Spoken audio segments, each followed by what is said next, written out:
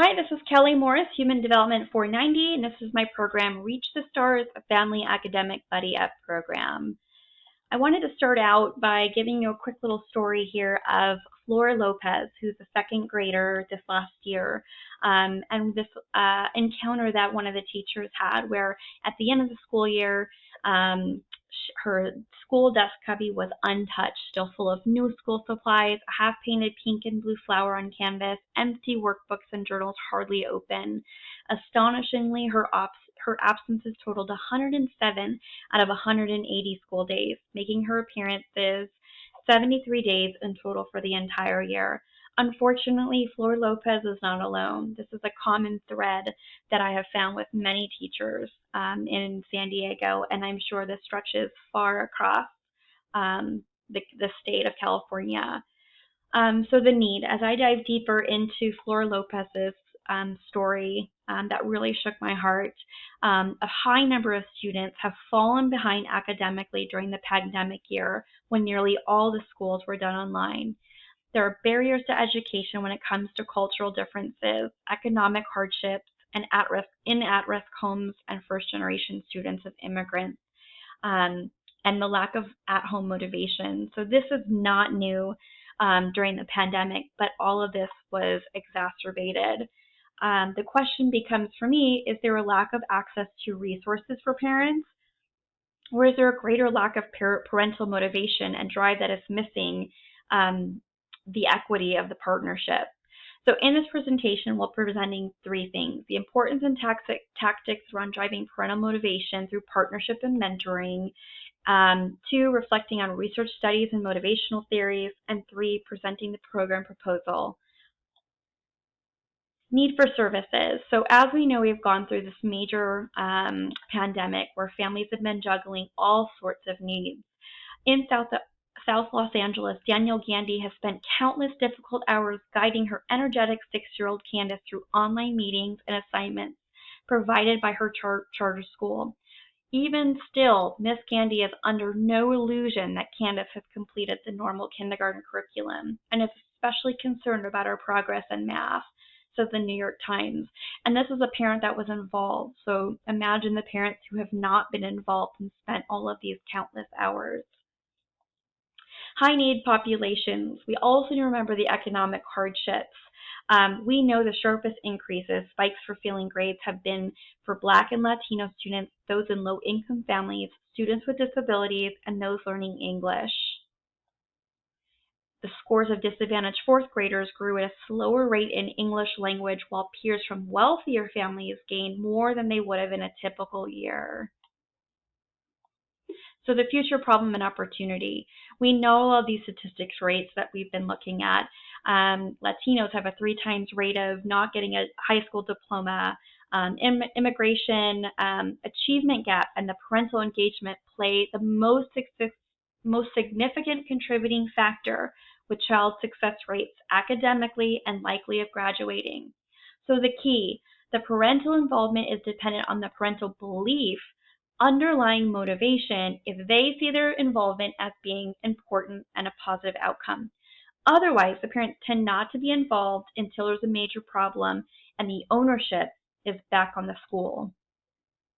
There was a study done with Latino parents about home involvement and school involvement, and it was shown that if there are motivators, like there was a need from the student, the child became the motivator, or if there was a teacher request to the parent, that also became a motivator, that those could help cause some intrinsic belief that the parent's involvement was valuable. Also interesting enough, according to several researchers, parents' resources, time, energy, and knowledge and skills for involvement are a relatively weak predictor of their involvement. Which leads to this slide. We have an abundance of online workshops and counseling intervention programs, emails, flyers, connection to resources, and all of these are fantastic. I was really impressed by some of the programs that I have seen out there this year. But we need to remember is that even when we have this abundance of resources on a website that gets emailed out to parents, it's not every parent is opening it. And if there's that fundamental belief and value, within the family dynamic that school's not that important and it's not the parent's job, or they don't know what to do with these resources, then changes, then those resources won't be used. So even if they're available, it's the belief system of the family and that motivating factor for the family to put them into action. So our program aims to evaluate schools from the bottom up by 3 key pillars. First, we want to build knowledge with parents. Parents explain that increasing their knowledge on how the schools are structured and operate, how to calculate a GPA, and how to access college opportunities has empowered and re-energized. So we do feel like that's a great thing to include is the workshops and knowledge sharing, but it can't end there. Number 2 is motivation and collaboration. We need to get in on the ground floor with parents and in their homes and figure out how to motivate them. And then 3, creating a social partnership, because as we found in some of the theories coming up, that social development network for parents builds positive relationships, and feeling like a stakeholder in something creates motivation as well, especially if they're unsure of what their role even is within the learning environment. This is our vision, where we aim to enhance school mission statements, where schools focus on the children. Our mission statement for this program will now support that, as additionally aim to support the parent, making them an intricate part of the child's success.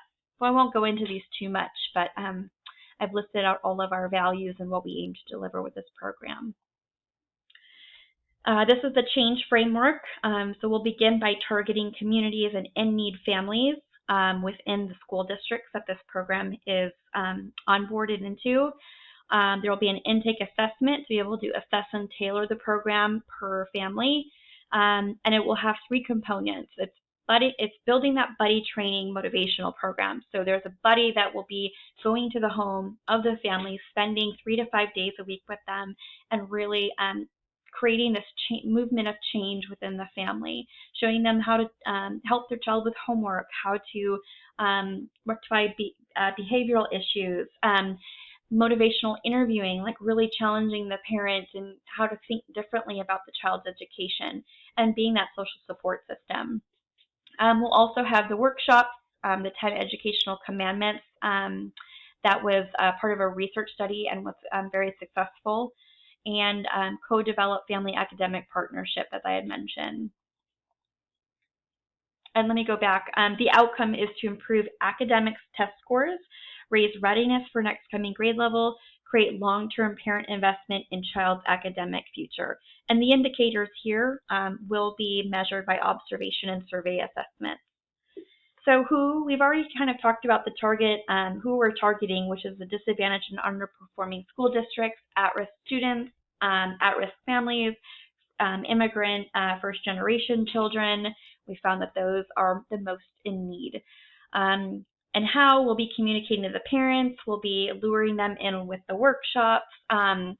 We will also have the counselor set up parent meetings for those families we pinpointed who would really benefit from this program, and really to sit down and kind of start that collaboration process. So the program really relies on 3 philosophies by these theorists, Vygotsky, Hertzberg, and Maslow. So Vygotsky had a few different theories that really kind of supported our belief system. So the sociocultural theory is centered around a child's cognitive engagement with the world around them. So their learning is molded by social norms, beliefs, attitudes, and this includes their direct family and friends, the adults that they have around them.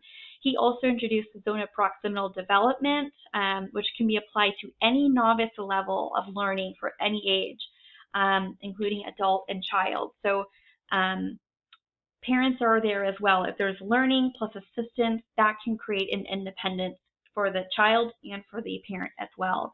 But without that, learning is not an isolated experience. If parents have come here from another country, if their parents hadn't graduated school, and there's not already that foundation of education being important, that just doesn't suddenly appear. That learning needs to happen, and it needs to happen with assistance and modeling. Why is it important? Children are constantly constructing their beliefs around them and forming attitudes and beliefs about themselves. So if a child is struggling at school with low grades and the parent uses harsh degrading responses, the student will take on that same thinking, according to Vygotsky, or internalize the meeting into being worthless, too hard, and insignificant. If a child's family is focused on education at home with encouragement and patience, it's likely that child will work hard as they see that also as socially important. And the zone of proximal development, this applies, as I was mentioning, to adults that no matter what the culture is, we can take a novice understanding to expert by helping to make cognitive connections to the new abilities by the assistance of others. So Frederick Hertzberg, he initially did this two-factor theory with employees, where we are offering, there's basically the poor hygiene factors and then the motivating factors. To be satisfied at your job, you have to have these hygiene factors like pay, safety, physical needs, relationships, like all the fundamentals of a job. And then to actually be motivated to excel in your job, where you want to grow and learn and strive further, there had to be other opportunities to have ownership of knowledge, to be part of a collaborating bigger picture, to create interpersonal meaningful work, growth opportunities to see the bigger picture of advancement. And so this correlates into our program in giving parents the bigger picture into their child's learning success in their future career. If we can motivate a parent's personal sense of accountability to their child, motivation is needed to follow through at home with goal setting, investment of their own time, really just to help the success of their child. So we really see these as hand in hand. We can't just provide the Chromebooks, the resources on the website, the digital tools, and be done with it, because that's what's needed at a job. It's what's needed to do school at home or in the classroom. But the motivation piece is key, and that's what I feel is missing. So motivational interview is a supported research study that is used in counseling with researchers, with interventions. And this really gets the growth mindset for the parents, where the Buddy Up program in their home will be really directing conversations with that growth mindset, how the parent can think differently and what are they doing that's already working, and how can they take that one skill they learn and apply it in another way. Abraham Maslow, he was all about the needs, the hierarchy of needs. And so this really falls into our program because if parents do not sense the need to be involved in their child's academic success, then the motivation to actively start something new will not be there. So, for example, if parents are worried about paying rent, keeping their job, putting food on the table, then the motivating factor is the highest within the physiological needs to be able to find a job and provide that. But if there is no sense of need or purpose, then it's likely that there's not a lot of motivation there. Our approach, motivational interviewing, creating a growth mindset. So what the motivational interviewing does is it creates strength perspective that allows the individual to evoke thought into positive change. It creates internal solution, creates membership, builds resilience, and creates commitment in taking steps. Our if-then statement. If we can create a model for the parents where the school can get right into the homes at the dinner table where the frustration or neglect is happening, and we support it with love and supporting all the right skills, then children will have the support needed at home to improve their class attendance, complete assignments, and benefit from the warmth given from engaged parents. Goals for the intervention, we kind of mentioned this, but they all support the three main pillars of motivation, satisfaction, social support, and mentorship, which also includes cultural competency. We want assimilation through academic knowledge of how the U.S. system works and the social support built in. Here is our approach, and here is how it works. We believe that, there is an area of learning, and then there is the skills that we provide, and then it's what they learn at the end. So in conclusion, we believe that a theory-based approach that parenting partnerships are the best way to increase a child engagement, academic